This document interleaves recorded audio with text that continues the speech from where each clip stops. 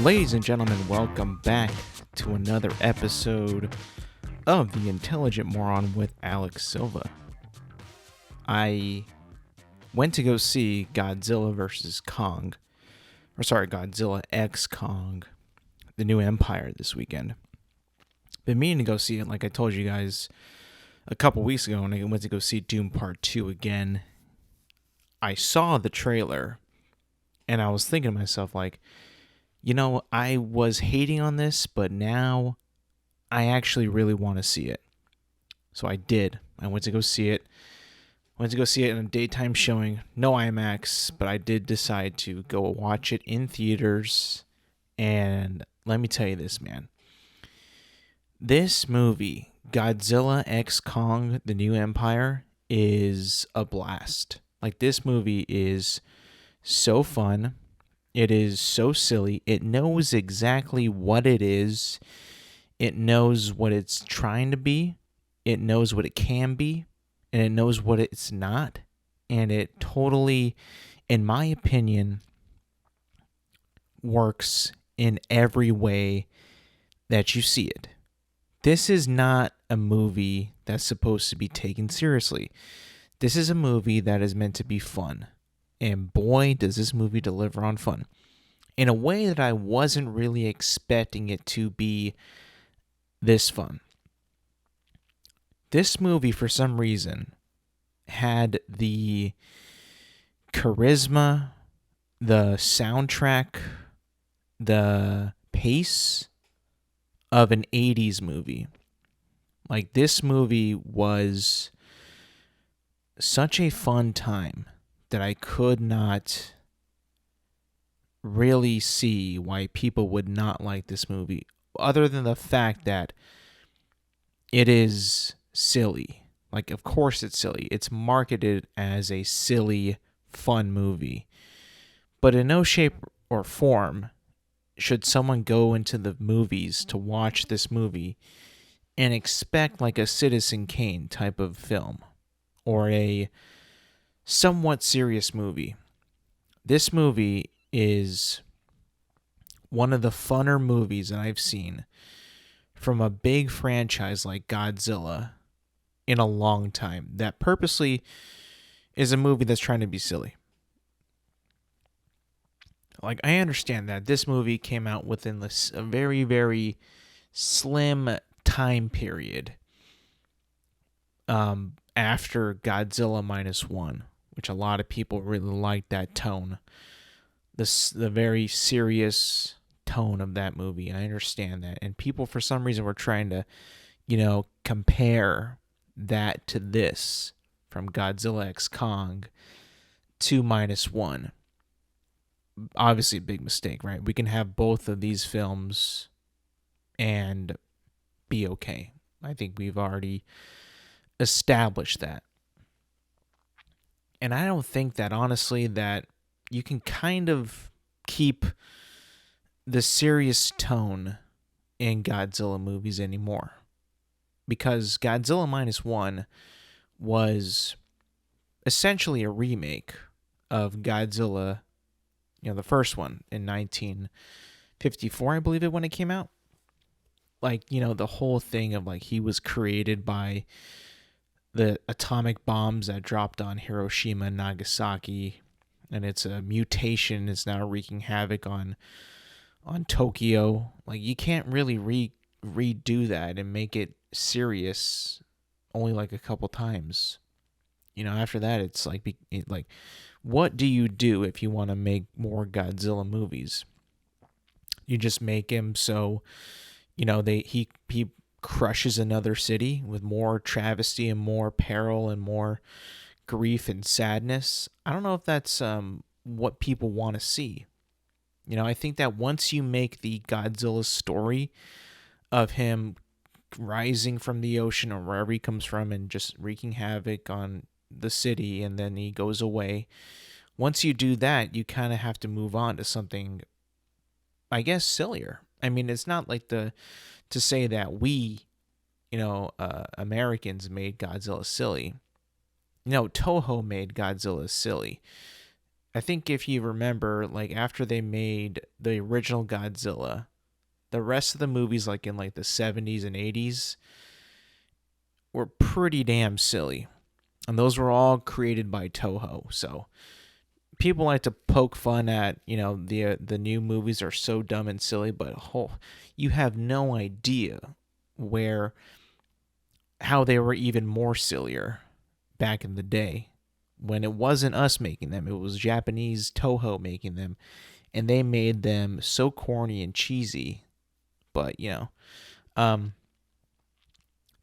Godzilla X Kong is such a fun movie that I think that a lot of people, if they were pretty much turned off from the trailer, which I knew a lot of people were, I knew a lot of people who did not like seeing that they were, first of all, going to make another movie. Second of all, a mini Kong in the trailer. And third, they did not like how they were running like human beings in that one shot in the trailer. That really turned a lot of people off. I understand that. I think that if you do see that, you're going to be a little like, what is this? What am I watching? But I am telling you this. If you can kind of get past that and just watch it for what it is, being a cheesy 80s movie, like it feels like it's an 80s movie, like I've already said before. But if you can just accept it for what it is, I really do think that people will have fun with this movie. I don't really see a whole lot of blatant hatred because it's like a bad movie. Like, this isn't even close to being a bad movie. I've seen a lot of bad movies. This is not even close to a bad movie. I think that this is a pretty good movie. An awesome, fun, silly movie. Which I think that, there was no end cutscene in this movie. There was no hint of what might happen next. Which was kind of strange because these movies have all had post-credit type scenes after every movie since, I want to say, Kong Skull Island. Like after that first movie, like introduced like the post-credit scenes, kind of like Marvel movies where they would put like a little tease at the end of their movie before the movie was like actually complete. This was the only one, I think, I'm pretty sure, that does not have a post-credit scene, and that actually kind of worried me a little bit because either they're going to take like a big break from making these movies, or like they just straight up did not want to put anything in there. But the movie does end open-ended. Like, it's open. Like, it concludes and it just is over.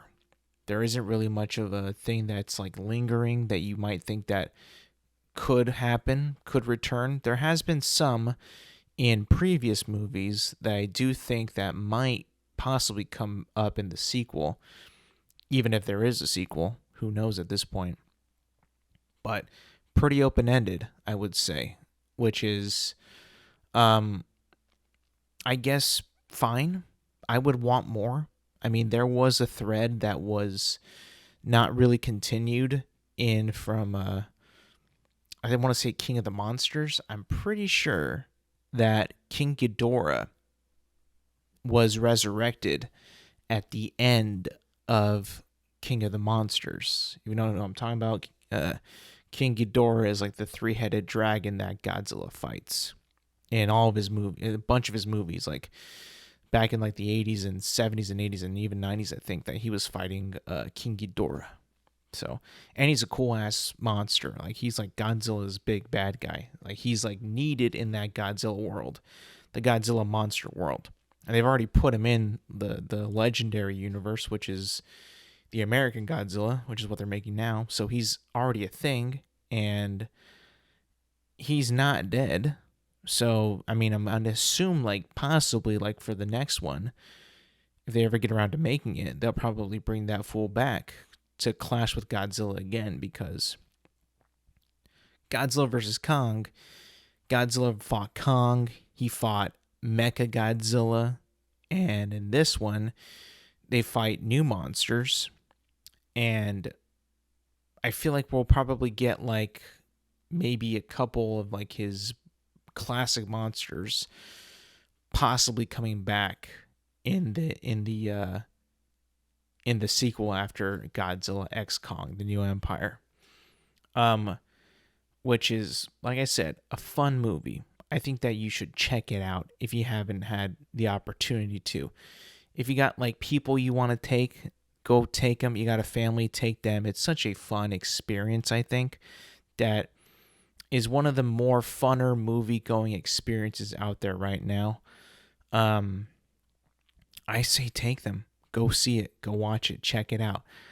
It is a popcorn movie. Like, I had a bucket of corn that I killed watching this movie because it was just so much fun.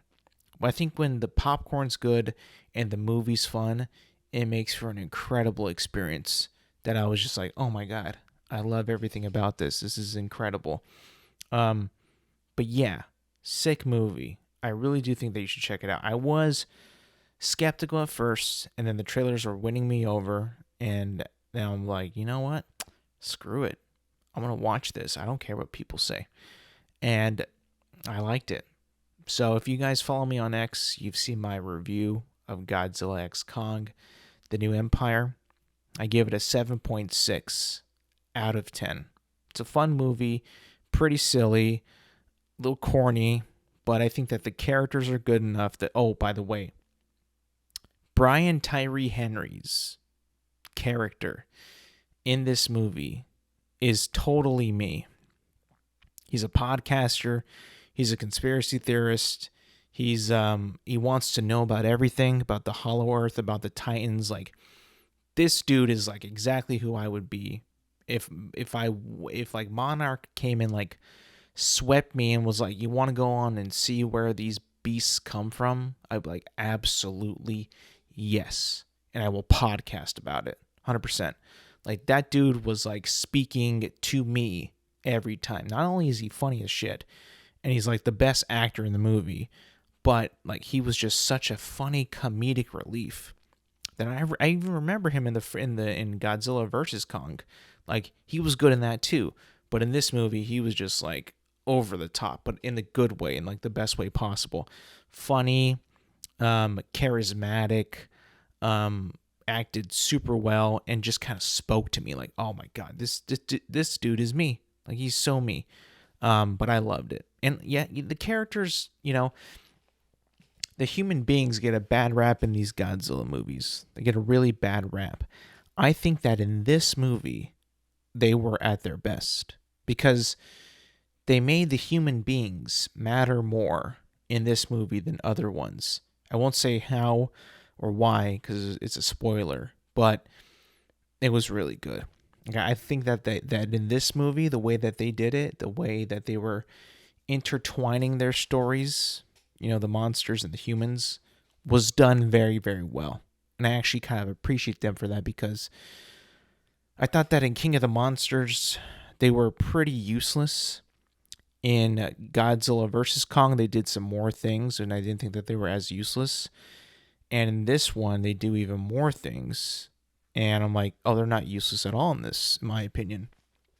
Of course, you want to see monsters fight, right? That's why you go to see these movies. But I do think that the characters, the human characters in this movie are not like completely useless or completely wasteful, at least in my opinion. A little bit more movie news. They finally dropped the trailer for Joker, Folie à Deux, and I'm not sold.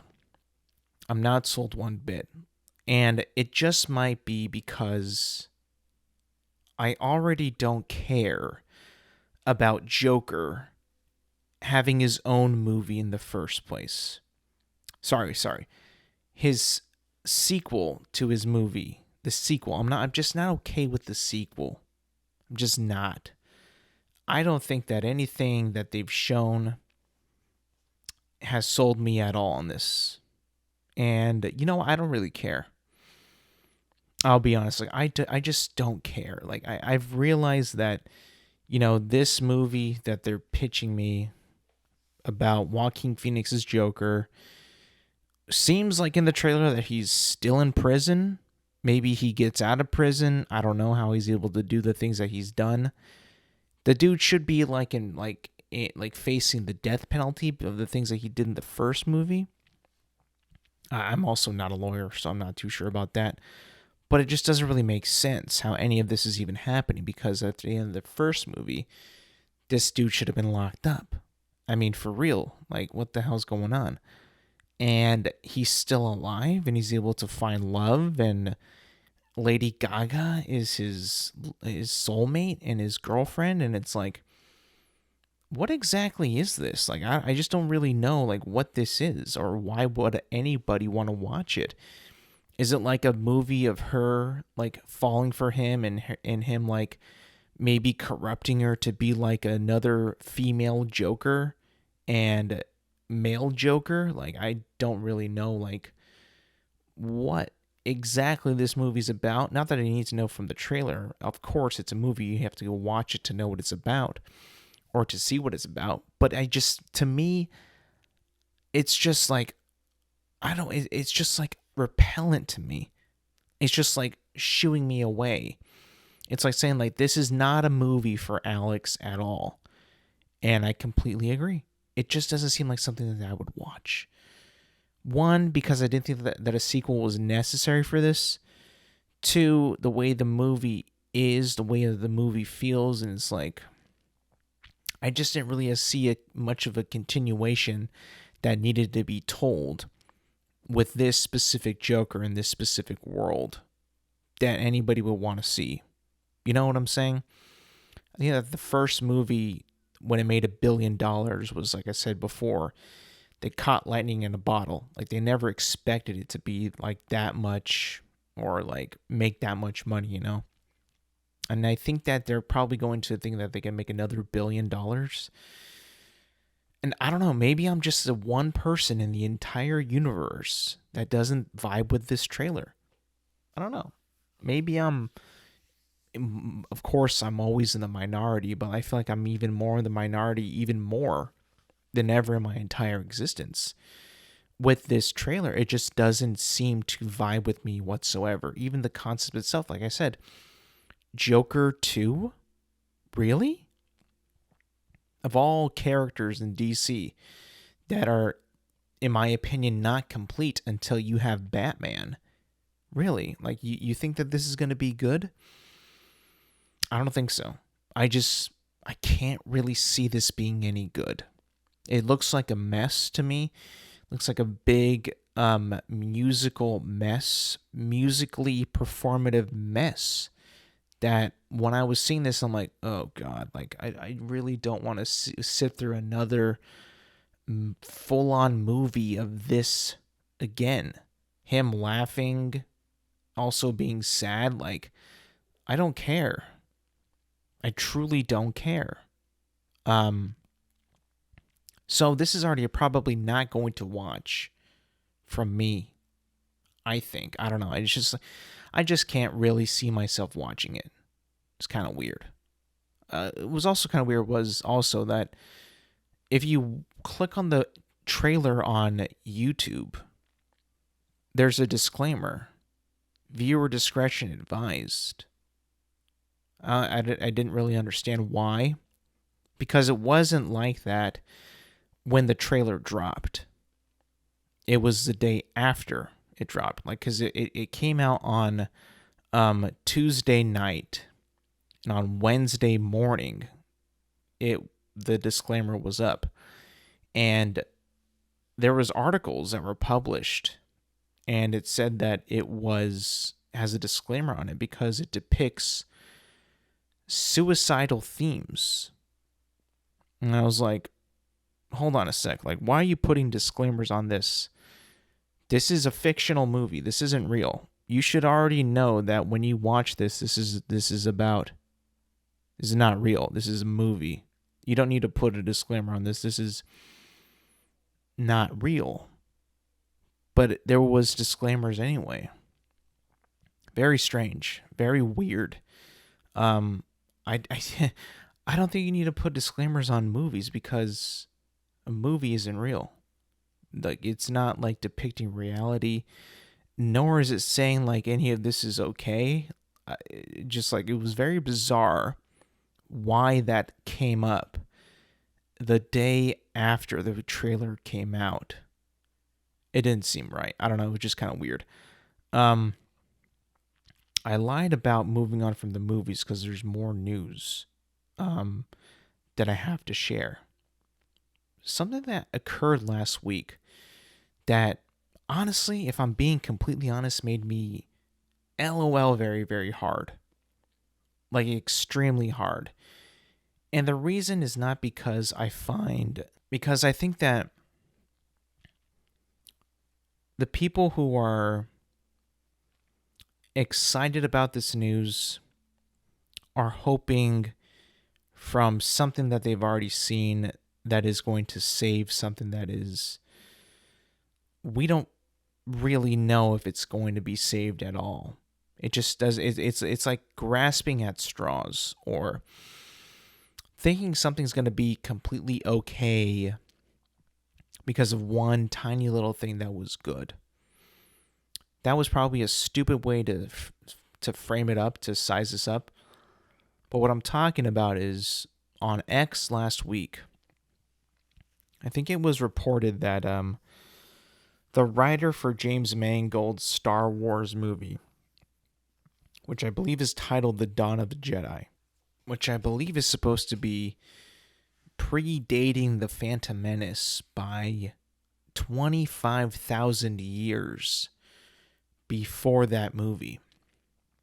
So they are basing this movie, I'm pretty sure, by the way, this part is speculation, I think, but I think that they're basing the movie 25,000 years before The Phantom Menace. And it is about the Dawn of the Jedi, the first Jedi, directed by James Mangold. And I'm pretty sure that's what the movie's going to be about. Don't know the characters, don't know who's going to be in it, don't know the exact premise, but I'm pretty sure that's all concrete, factual right there. But that's not the news. The news is that the person writing this movie was responsible for writing episodes in a TV show called Star Wars Andor. Specifically, he wrote the arc. If you haven't seen Andor, I'm going to spoil a little bit for you. The arc when Andor is in prison, like the 3-episode arc, and was responsible for writing Stellan Skarsgård's speech in that TV show. And people on X were going nuts about that one detail, that the writer who did these 3 episodes and wrote that speech for Stellan Skarsgård is going to be writing James Mangold's Dawn of the Jedi film. They were going insane. People on X were tweeting like, the movie's going to be great. This is going to be hot. I can't wait to see it. I don't think that, to me, that's enough to like say that this is going to be a certified win. Because these are 2 completely different things, 2 completely different stories, completely different projects. Like, just because this person was able to put out some 3 good TV episodes of a show and write a pretty damn good speech, which I will admit is really good, I don't think that gives any green light to go absolutely insane on social media and be like, this is the best thing ever. I just was reading this and I was like, these fucking nerds are just grasping at straws. Like, this is insane. Like, it almost seems a bit childish, where like one thing in a giant mess is good and they just kind of like focus on that. Like, look at this. This is great. This is great. Great news. Great news. I was reading these posts on X and how everybody was just like, oh, so happy. I couldn't believe it. It didn't make any sense. It seemed very strange. Like, almost it was like coordinated. And like, the way that everybody was just kind of jumping on this news and posting about it, I just could not believe. It just didn't seem like it was something that needed to be celebrated. I mean, sure, yeah. I mean, he did some pretty good episodes of TV, but that doesn't mean he's going to translate well into film. Also depending on like what this film is about, he might not be able to do what he wants to do. We just don't know. Just because you're good from one project doesn't mean the other one's going to be a hot success. You know what I'm saying? Like, I don't know. It just felt like some really strange thing to parade about and to celebrate that. Oh, look at this. He did this and he did that. So whatever he does next is going to be great. Like, dude, I don't know if that's even like something that you should be proud of. I mean, one of the prime examples of this is the Game of Thrones writers. The Game of Thrones writers wrote the first 6 seasons. They also wrote the last 2. So I don't even think that, any of this news that you're losing your mind over is worth losing your mind over. Truly, like, I think that this is just a silly thing to be crusading on. Like, he's going to be so good. Like, bro, come on. Let's really think about this. First of all, we don't know if this movie's truly going to come out yet. Like, I don't care what they've announced. They've announced a lot of things at Lucasfilm and Disney. None of that shit has come out yet. Or pretty much very little of that shit has come out. The Acolyte came out, or is about to come out, but no one's excited about it. Let's be honest, no one cares about that shit, right? Just because we got a little bit of good news, that doesn't mean it's going to transfer over to from one project to another. I think that seeing that reaction from that news that came out was just super, super childish and super, super lame. Lame. Like I said, grasping at straws. Like, there ain't nothing to celebrate here. Let's just pump the brakes and shut the hell up about this shit, because the last thing that the Star Wars community, Star Wars itself, Disney, Lucasfilm, you don't need anybody getting excited for anything that you're about to put out, because you are very inconsistent on what you're going to put out. You haven't put out anything that's been on schedule. You canceled multiple projects that have been announced and paraded and marketed, and not marketed, but like, hyped up in the press, and you canceled that. You have so many things out there, so many things against you. And I get it, you want to feel confident because Disney's got to, try to produce some wins here, because they've been losing these past couple years. All their properties have been losing here, losing there. They're big fat losers at the moment at Disney. They're big fat losers, all of them. So they need something. So I get it. This news, with those Star Wars nerds on X and on social media are parading and sucking your dick because you did, apparently you've made the right decision to get this guy to write the movie, which we don't even know if it's going to be any good because we haven't seen shit yet. We have no reference. We have nothing to be excited about. Not a frame, not a script, not a trailer, not a press conference, not an interview, nothing. We have nothing, absolutely nothing to get excited about. And yet you got these fools on X losing their fucking mind and just going insane because of the news that the guy who wrote the Prison Arc is doing James Mangold's Dawn of the Jedi. Shut the fuck up. You know how silly that sounds? You know how silly that is to get excited about? It sounds incredibly, incredibly silly that nobody should be excited about that one in particular bit of news. It is such a non-story that people run with on X. And like, look at this. It's been saved. Like, shut up. That is not what this is. We don't know. We have no idea if it's going to be good or not. James Mangold directed Indiana Jones and the Dial of Destiny. Hold on a sec, okay? That dude Now, I love James Mangold's movie, Ford versus Ferrari. That movie was tight. That movie was awesome. It was unbelievably good, in my opinion. One of the best movies of that year. Might have been my favorite movie of that year when it came out. I believe it was 2019 or 2020. Can't remember. Phenomenal film. It gets hard to make Indiana Jones and the Dial of Destiny. And I'm thinking to myself, like, we 100% don't need an Indiana Jones 5. 100% don't need this shit whatsoever. We don't need it. But they said, oh, James Mangold's going to do it. And I'm like, oh, wait a sec. I'm in. I like this guy. I like what he did in Ford versus Ferrari. Let's give this guy a shot. What happened? Literally one of the most pathetic things that I've seen on screen. The most pathetic thing attempted on screen. And disrespecting Harrison Ford, disrespecting Indiana Jones, a character that was, in my opinion, completed after The Last Crusade. Crystal Skull is fun. To me, it's still an Indiana Jones film. Not the best, but I think better, way better than Dial of Destiny, in my opinion, but still. Last Crusade was like the chef's kiss. Like that's it. Wrap it up, folks. That's all, folks. Show's over. That was lit.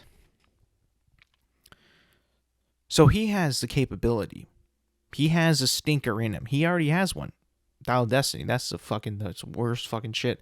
One of the worst movies I've ever seen in my life. Unwatchable. Not even wanting to be watched. Like you put that out there. Like James Mangold, you made this. You directed this. You didn't write it, but you made it. So he's capable of putting out some pretty bad shit. Not to say this is going to be bad, but let's just pump the brakes, okay? We got to pump the brakes because this Indiana Jones shit was a big teller for me, at least a big teller. And let's just say like it's it wasn't Mangold's fault. Like, what if it was not his fault? What if it was Disney? And they're like, you know what? We don't like your story. We're gonna change it up. You're still gonna direct it though. I feel like that also could have been a possibility with this stuff because I've seen Ford versus Ferrari. I've seen what he's able to put out. I didn't get any of that in Indiana Jones 5. None of that. Part of it makes me feel like that was all the studio for Indiana Jones 5, which could happen with this Dawn of the Jedi movie.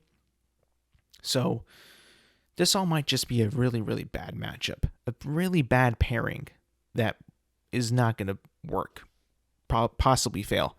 So with that being said, we should not be hyping up this news because we have no idea. We truly have no idea and no evidence to base off this excitement. Don't give me that shit like, oh, he did these episodes from Andor. It's going to be Shut up. This is so stupid. You're not helping anybody out. You're only giving people false hope when you put that shit out there, when you promote that shit. Come on. You think the person who wrote Andor is saying like, yes, promote me more? He might be. I don't know. He also might be like, hold on, guys. This is a completely different animal. I need to really be, approach this in a completely different way from a TV show to a film.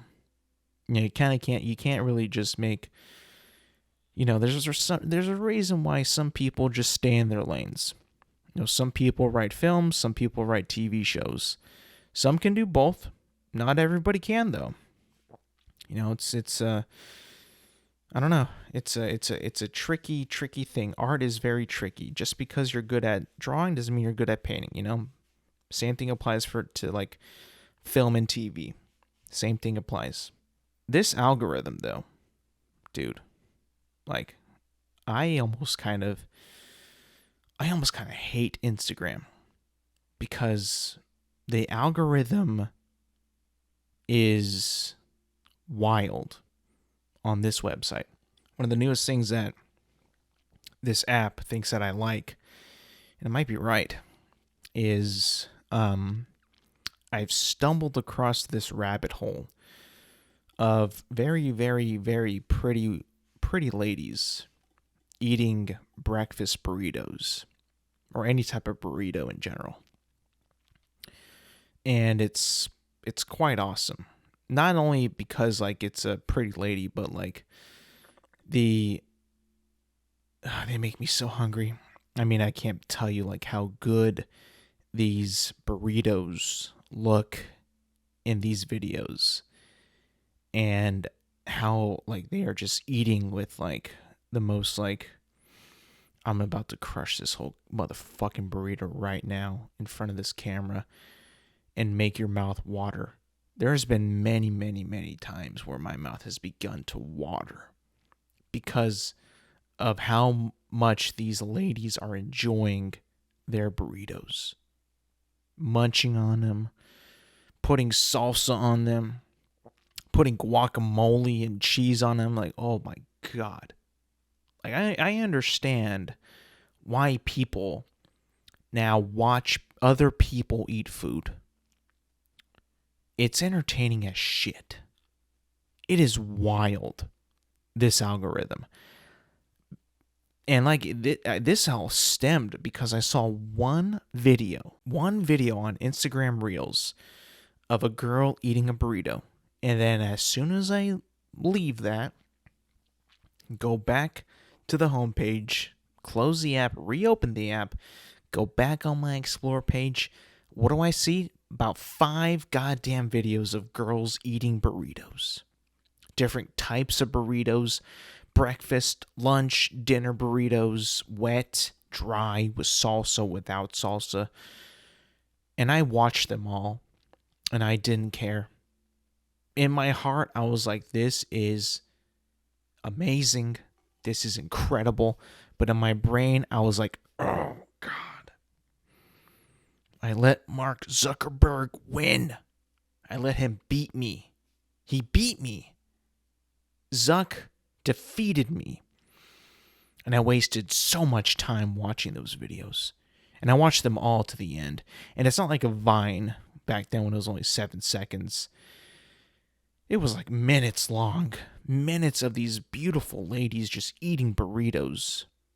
You know, looking good while eating it. Like, oh my God. I fucking hate social media so much. Yet I can't stop. It was unbelievable. I think that my algorithm is so fucked because it knows it's listening to me right now as I have my phone in my hand, that these videos are tight as shit. They're the best. But it knows like that I hate it. I hate it so much. But I'm gonna watch. I'm gonna enjoy. Jesus Christ. That's all I've been doing. Wasting time just watching these pretty girls eat burritos left and right. I'm gonna open it right now and see what I get. I'm gonna open it right now and refresh. Guarantee I'm gonna get that. Yep, there they are. There they are. More burritos. I mean, like, Jesus Christ. It also like knows what I want to eat most of the time. Most of the time in my life, I want to munch on some Mexican food. Like really crush Mexican food. The fact that it's not really bringing up like lasagna. The fact that it's not bringing up any, Chinese food, cheeseburgers, pizza, nothing. It's bringing up burritos. Like, most of the time, I want to crush burritos because burritos to me are like the powerhouse of food. If you put the right stuff in them, meat, cheese, rice, beans, onions, some cabbage, some salsa, lemon juice, salt. Dude, I mean, you got a full course meal right there. You got protein, you got carbohydrates, you got some salt, you got some little bit of veg. I mean, you got it all in there to be strong and powerful for the rest of the day.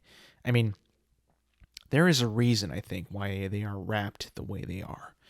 Why they are wrapped in this tortilla and filled to the brim, stuffed. Because they know they're about to fill you up. There is no reason, there is nothing that is going to fall out because you need all this stuff to make you full for the day. And I love them so much. You know, that's what I've been getting a lot of. I've been getting a ton of. One thing that actually kind of spooked me, though, about this algorithm was the fact that I was given, not really given, but Zuck and his team at Meta, they put in they threw something at me that I was not expecting to see or to be so fascinated by.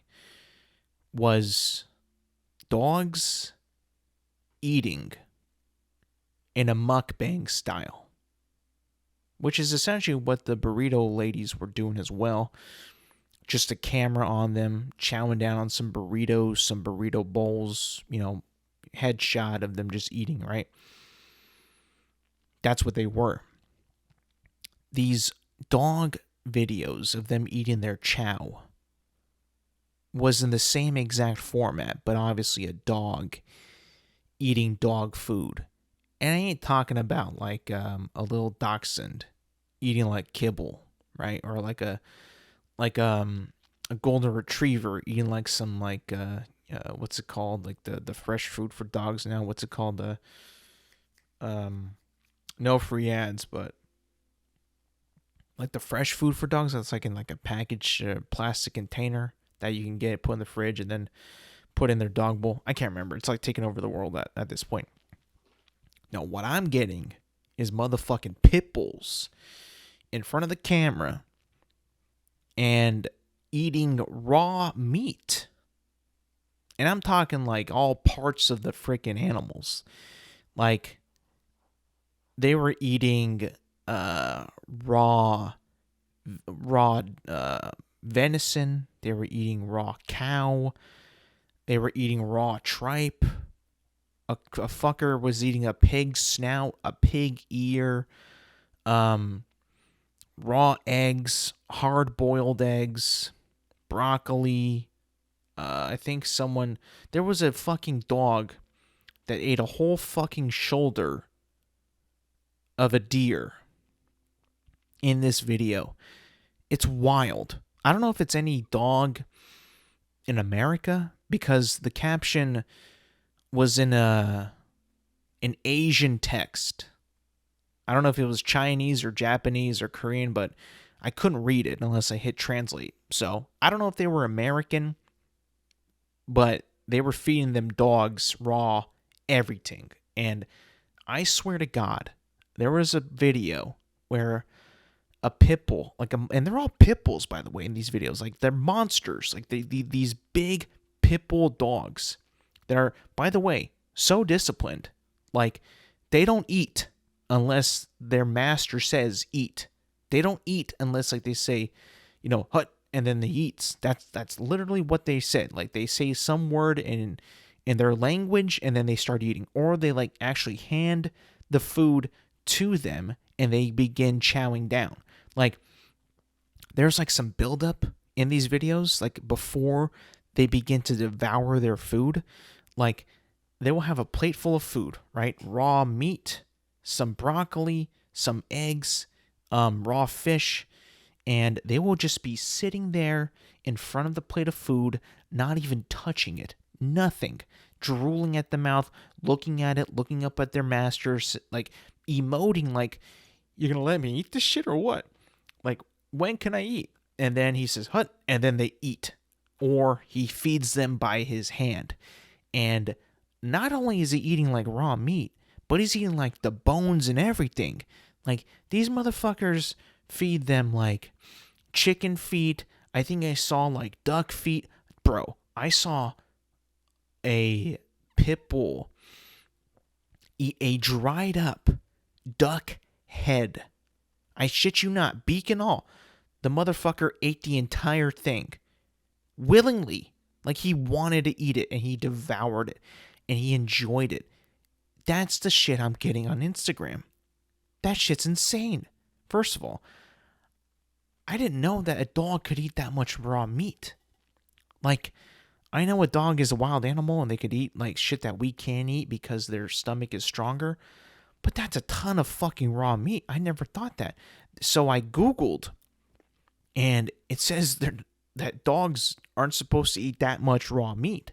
They can have a little bit, but like they shouldn't because of like, bacteria and all that shit that could get in their stomach.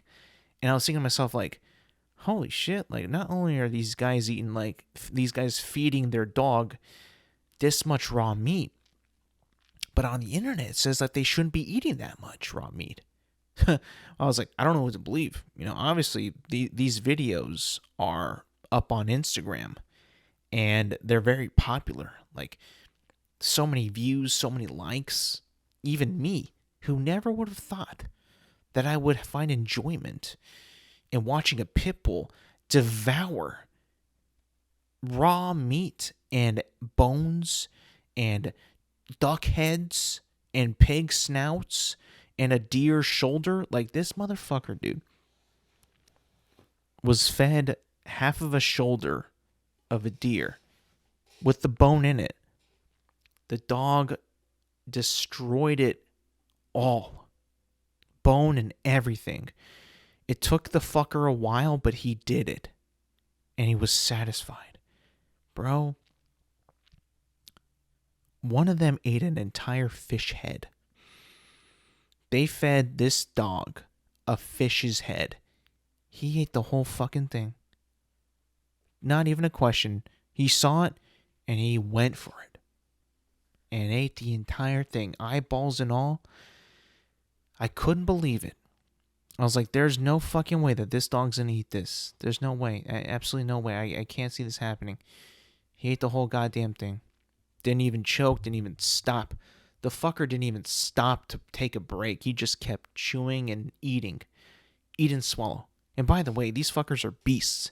Pit bulls are fucking crazy big. They're so massive. They can be so strong. And so, like, at times can be very, very dangerous. And I can tell why. These guys are just eating raw everything. I couldn't believe it. Not even stopping. They didn't even take a break. If there was more food on that plate, you probably could have kept eating. I couldn't believe it.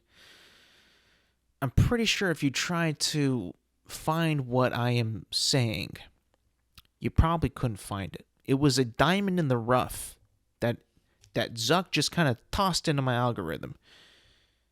It got me hooked. Those videos, like, I couldn't stop watching. I was just like, I was hypnotized by how much that these animals could eat and what they were eating. I was like, no fucking way. Pit bulls eat this much shit.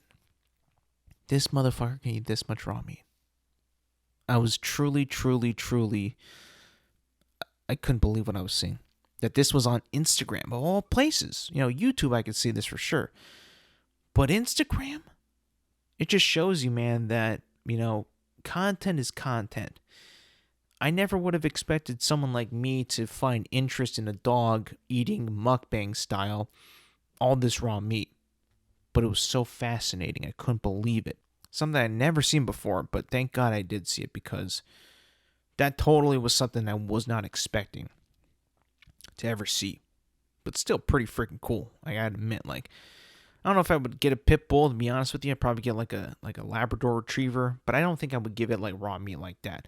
I'd be way too afraid to feed my dog that much raw meat. Uncooked.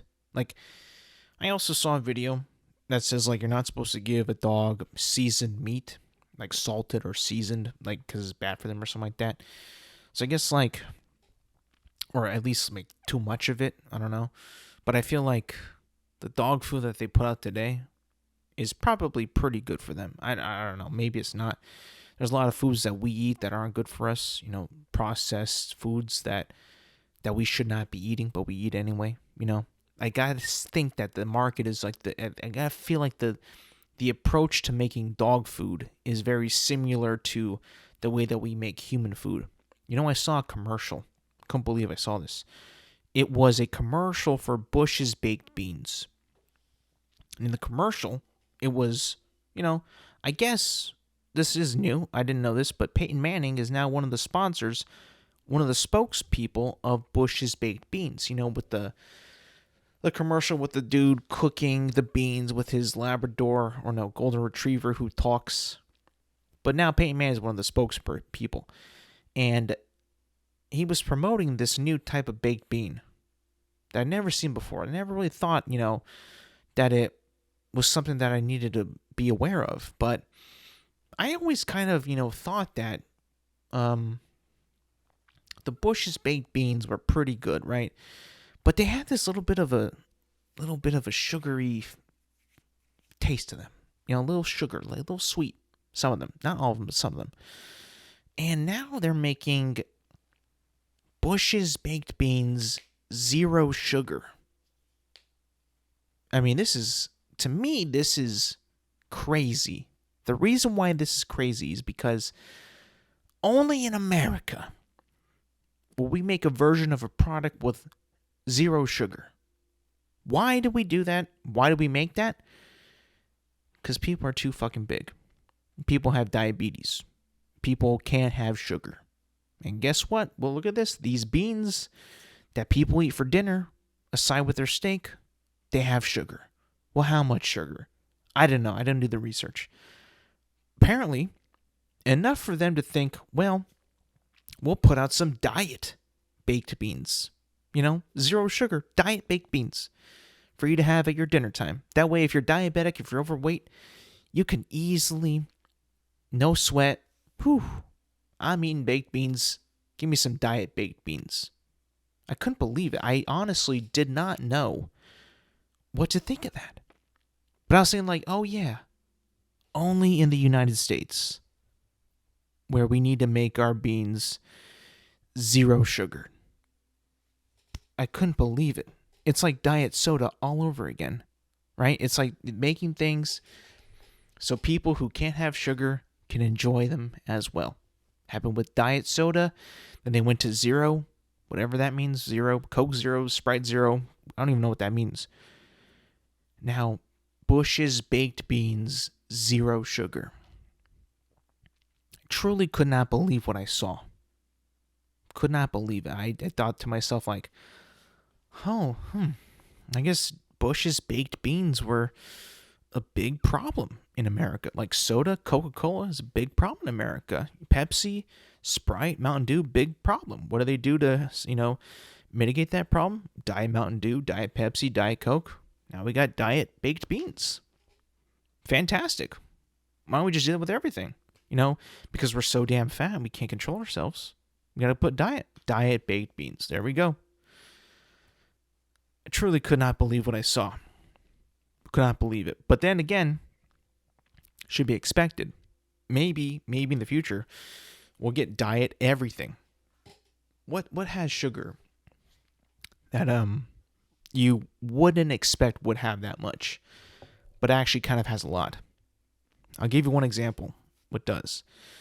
American white bread has a lot of sugar in it. A ton of sugar, like more than you would even expect.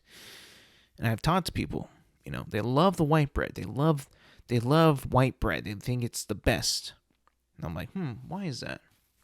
And you look at it, ton of sugar, lots of sugar. Why do people like ketchup so much? Sweet, bro. Like ketchup is not supposed to be as sweet as it is if you think about it. Like Heinz ketchup, dude, that shit has so much sugar in it. No wonder we like it so much. We think of that as just this like, this thing that goes well with our fries. Bullshit. It's so sweet. It's so sweet because it balances out the saltiness of a French fry. So it has to be sweet for you to like it. Imagine if it was straight up just the taste of a tomato. Probably wouldn't work. Probably would not sell as much as it does today. But because it's so sugary, it works because it's going up against pure salt, which is a fry, against pure sugar, which is a ketchup. Of course it works. Why do you think they make... Have you seen Heinz ketchup low sugar or 0 sugar? Like it's happening everywhere. Everything that we make that's mass produced has so much sugar in it that they have to put versions out that have no sugar. Like first it was ketchup, now it's baked beans. sooner or later it's probably going to be bread. Remember that thing that I was talking about on the podcast, like, I don't know, like maybe 3 years ago? It was I think it was Subway's bread was being questioned as not bread in like Ireland or something like that because it had too much sugar in it. Like, there's got to be, like, down the road, maybe in this year, even like more sooner rather than later, they'll make like a diet bread, like Wonder, or Sara Lee, or Oro Wheat is gonna make like a diet bread. Like, what's diet bread? It's just bread with no sugar. Well, how much sugar is in bread? Oh, a fuck ton. It's like, oh, no wonder I'm so fucking diabetic. I'm just kidding, but like that is crazy.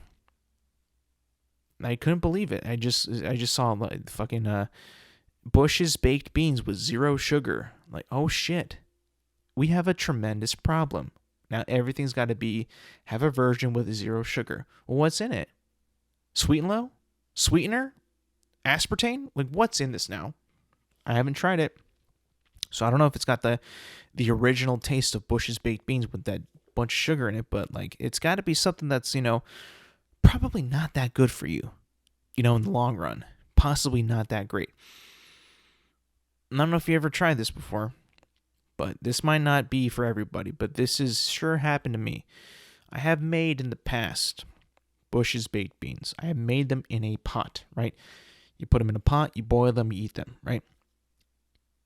The residue that is left over, at least on the ones that I've made, my baked beans, whenever I put them, whenever I rinse them, I rinse the pot in the sink. There's a little bit of like bean juice, right? A little bit of beans too. Like when I rinse it to wash it, it gets soapy. I don't know if that happens with you guys, but it gets soapy. And I don't think that it's because of the water that I'm using, because it doesn't get soapy with other plates or other things that I wash with. But when I do wash baked beans out of a pot, it gets soapy. I don't know what that is, but it definitely has me questioning, like, what the fuck is in this shit? What are they trying to feed me here? I don't know what it is, and I don't think I like it. Seems a little fishy in my opinion. So, diet baked beans. Bush's baked beans with zero sugar. Diet baked beans. I mean, like, that is an all-timer. That was something that I was not expecting, but hey, here we are. Last thing I want to talk to you about is the earthquake that hit the East Coast last week. The one that was in New Jersey, felt all in New York and on the East Coast, and people on the East Coast were going insane. Absolutely insane. And you know what? The people in California, we had a moment where we can say, y'all are babies, y'all trash, y'all pussies, because you had an earthquake. One earthquake, a small one, by the way, a 4.8, which is, of course, going to shock everybody, going to be scared, make people scared and skittish. But long term, it's like not that big of an earthquake. The one in Taiwan was like 7.6, 7.8, and that was massive. The one in Jersey wasn't that bad. I don't think anybody got hurt. I don't think there was too much damage, but definitely did shake some people up. But it was cool because the people in California, we had a moment where we can be like, we're stronger than you all on the East Coast, you pussies, you sons of bitches. You think that you got it all, you think that you're all tough shit. When the earth fucking shakes a little bit, you could go all crazy. Nothing really happened either. No one was really hurt. No, not that much damage. Like, come on, y'all pussies. I'm over here in California, willingly waiting for the big one to strike. I am here in California, close enough to the fault, where when San Andreas does boom, or go off, or shift, or quake, whatever you want to call it, I will be gone. And I'm living my life on the edge. At any moment, San Andreas could go boop, and then I'm gone. I'm in the ocean. I'm swimming for my life, trying to find a raft, trying to survive. The whole state will be in the water. Isn't that insane? That is so insane to me. And y'all are tripping over a 4.8 earthquake. Give me a break, man. I know that it was, pretty like scary because you never get earthquakes. I get it. I understand. But we had our moment where we're like, those fucking pussies over there. They're all big and bad, hard shit. Fucking earth shakes a little bit and they all panic. But, I get it. I get it. Definitely not something that you hear a lot about all the time, But it is kind of weird. Why would that even happen? Why would there be an earthquake in New Jersey? I don't even know the stats. I don't know if that there was an earthquake that had happened before there. If there even was one, I'm not even sure. Like, it is very, very, very rare to have an earthquake in that area of the country. I don't think I've ever really heard of that even happening at all.